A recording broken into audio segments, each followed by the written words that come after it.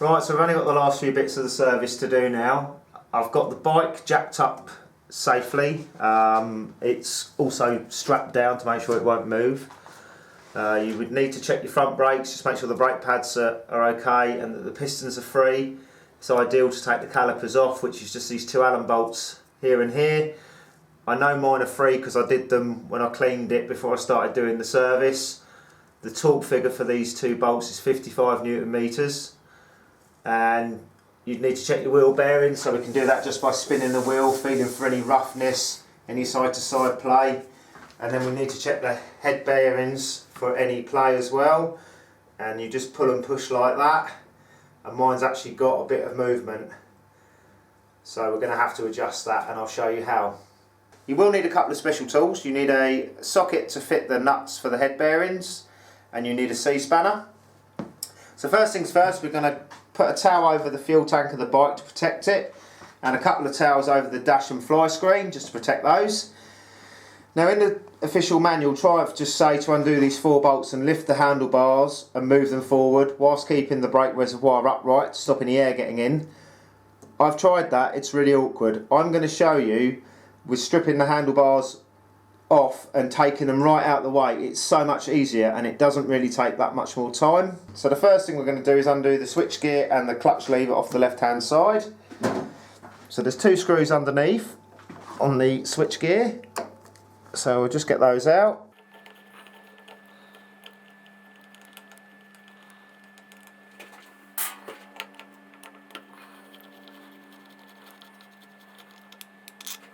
Now the front screw is the long one and the rear screw is the short one. Get those out of the way. Just lift that off like that. Now we'll get this off.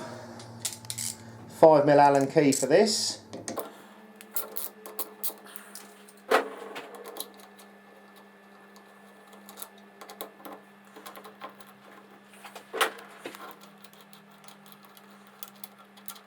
There we go.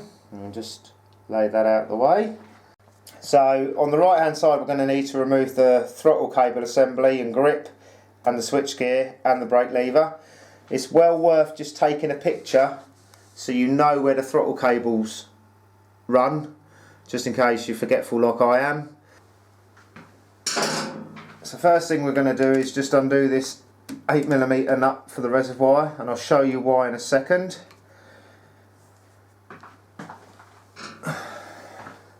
So it's just just two screws that hold this on.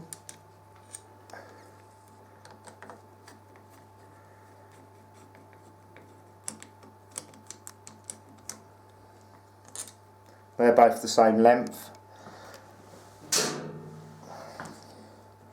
And just peel that open. And you just need to disconnect your throttle cables, which is quite easy. Like that.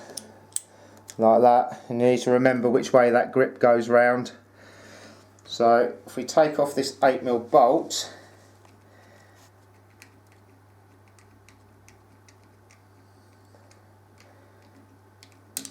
like that, you can then fold those out the way over there somewhere,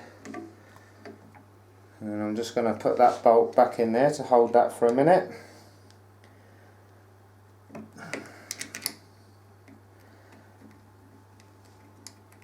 Now we can remove the switch gear. You just need to disconnect the clutch, the brake switch, sorry, first, like that.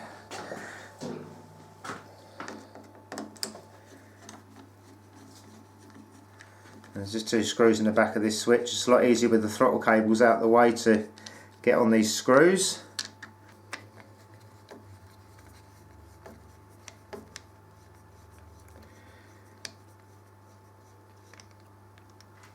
Like that. And then we just need to remove the brake lever.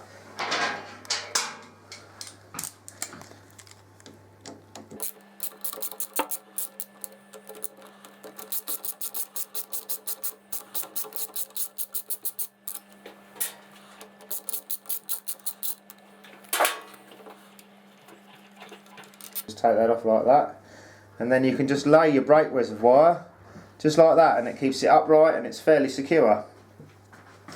And then all we need to do is undo the 4 bolts that hold the handlebars.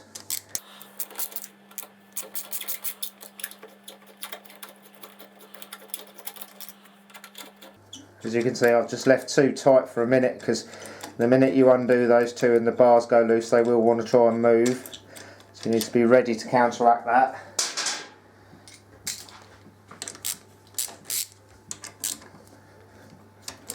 And I see they're now loose.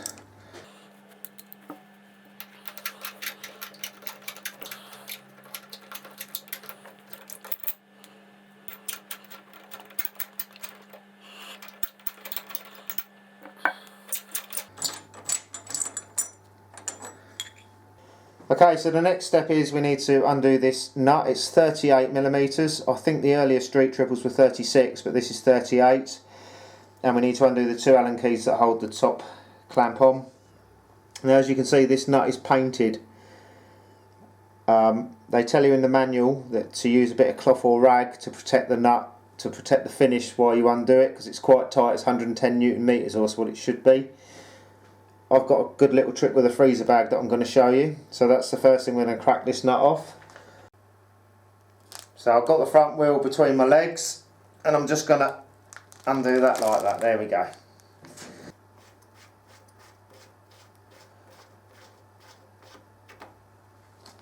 So now we need to undo the 2 Allen bolts.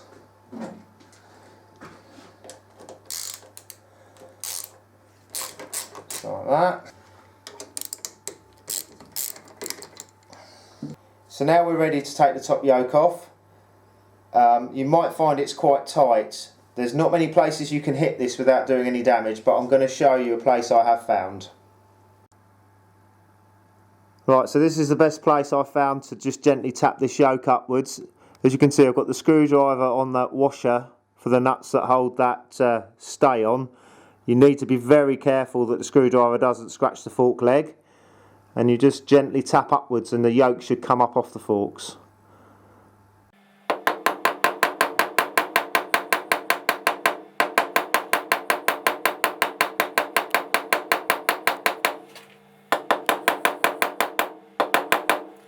You might have to tap it from both sides just to get it up.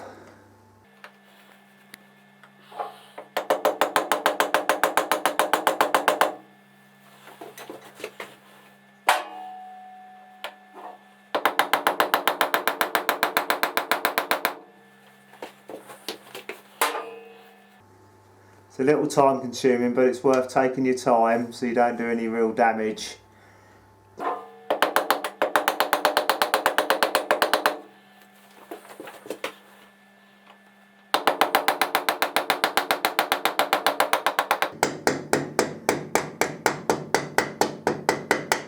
There we go. I think that's got it this time.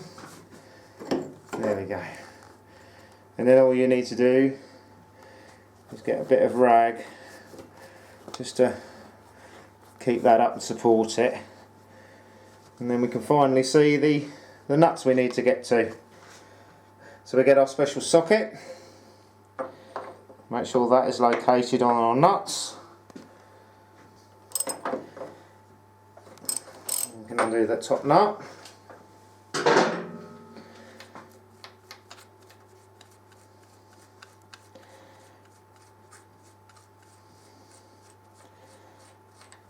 So you've got a nut, and then you've got a lock washer.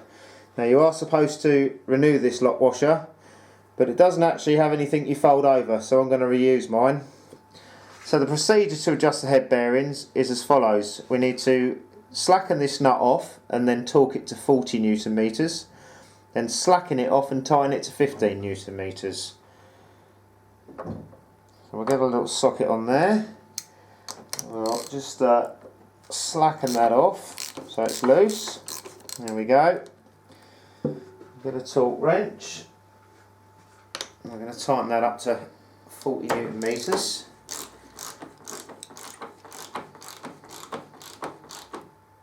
You might just need to hold the forks. Yeah, Yeah, I'm probably only going to need to hold the forks.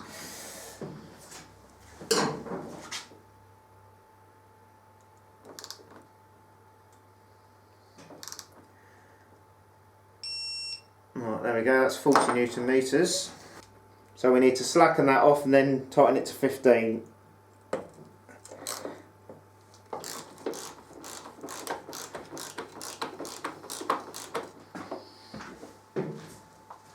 Again, might just be worth bracing the front wheel with your legs. Right, that's it. So that first nut is now torqued to 15 Newton meters. You're going to need a C-spanner to hold it, and this one's 45 to 52. So what we'll end up doing is putting the spanner like that, and we'll have to hold that nut while we do up the top nut. So lock washer can go on, and then the top nut.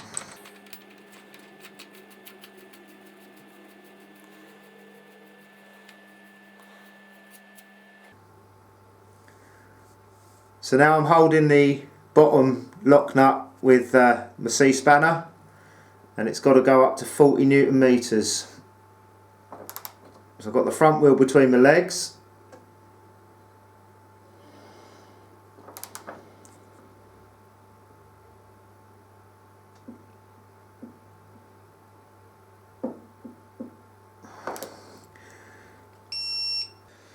Well, on refitting the yoke, you might find it's a little tight going on, but as long as you've got it in the right place, just get yourself a block of wood and a little hammer, and just tap it down.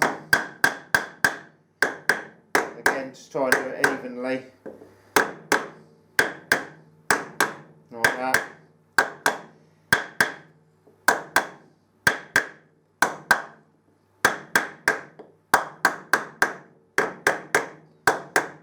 Sounds like it's home.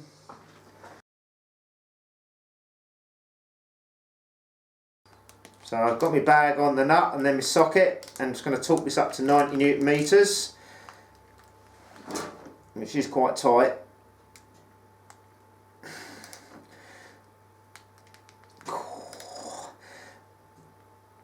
There we go. We've just got to torque up these two pinch bolts now to 25. So let's just do that.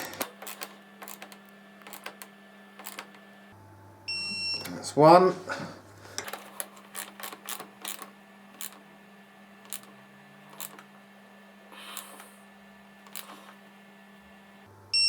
There we go. Right, so we've just got the handlebars back in the clamps.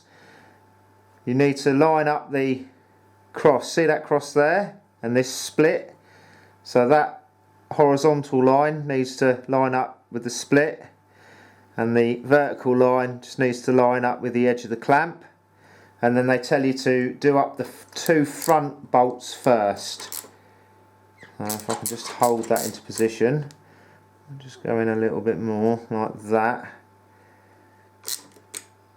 I'll do the front ones up first, and the torque is 26 Newton meters.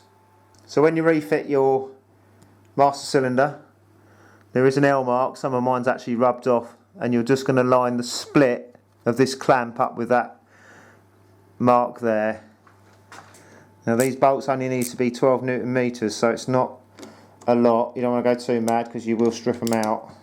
So we're ready to start to refit the throttle cables and the switchgear. So I'm just going to take this 8mm bolt off the reservoir.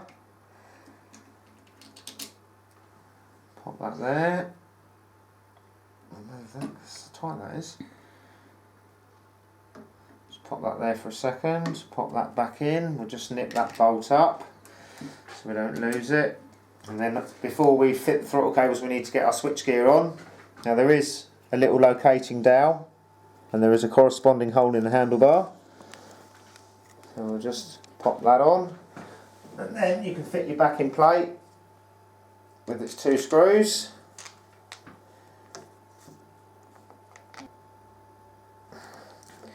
And obviously don't forget to connect your front brake light switch, else you won't have a brake light. Now we can put the throttle cables on. And it's easier to put the bottom one on first.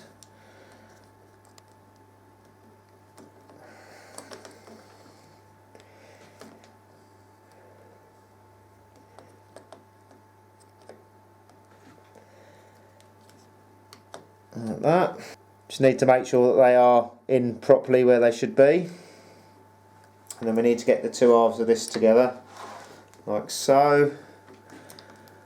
And then we can get the screws in.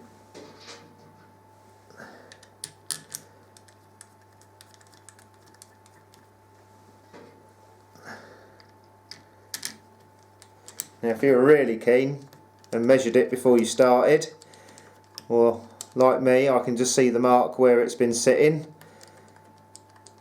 So we'll just put it back where I can see where it was sitting before.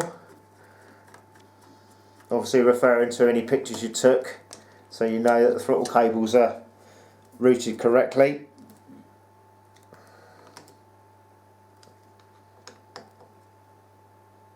And that's the right hand side of the switch gear back together. So on the left hand side of the bike, all we need to do is refit the clutch lever and the switch gear. So we can just swing these over into position. And the clutch lever goes on like that. This is supposed to have an up arrow on it. I can't see one. I'm just going to have the writing up the right way. So we'll put these into position. And again, you've got a cross positive mark on the top of the handlebar. So you're just lining up the split in the clamp with that there. So we're just going to line that up with that. I don't know if it's supposed to be on that mark or not. Mine weren't. So I'm just going to put it next to it.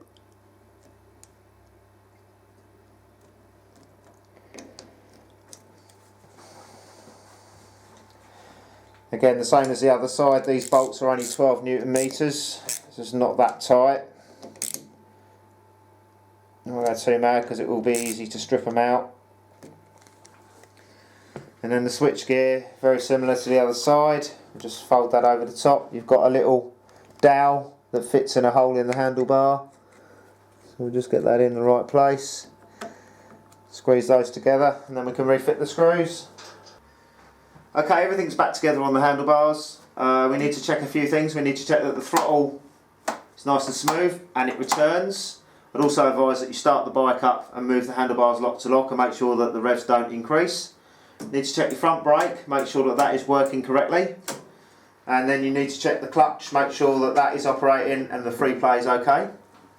And then finally all you need to do is jack the bike back up and do your free play to make sure that's all gone. So I've jacked the bike up and just do a final check on the head bearings. So first check, we're just going to go side to side to make sure there's no notchiness. There wasn't before, so there shouldn't be now, but it's best to check. And then we're just going to pull and push on the bottom of the forks, and I'm pleased to say my free play has disappeared. Okay, so we've done all our steering and suspension checks. We've checked all the brakes, make sure the pads and the calipers are all okay. We've checked the chain, the adjustment, the lubrication, the wear. Just some final general checks to do. It's telling you to check any fasteners visually for security. I would also recommend that everything that you've touched, you just double check anything on the suspension, brakes, make sure that everything is tight. You don't want it falling off when you go down the road. Check your centre stand or side stand, sorry, on a street triple, side stand is working okay. Carry out any outstanding service bulletin or warranty work. Well, any outstanding service bulletins you'd have to check with the Triumph dealer, make sure there's nothing outstanding. Carry out a road test, well that's the fun part. And then we just need to complete the service book and reset the service indicator, which I'm going to show you how to do with dealer tool. So I've got it connected up to the bike. Just going to go into instruments. We set it to miles per hour.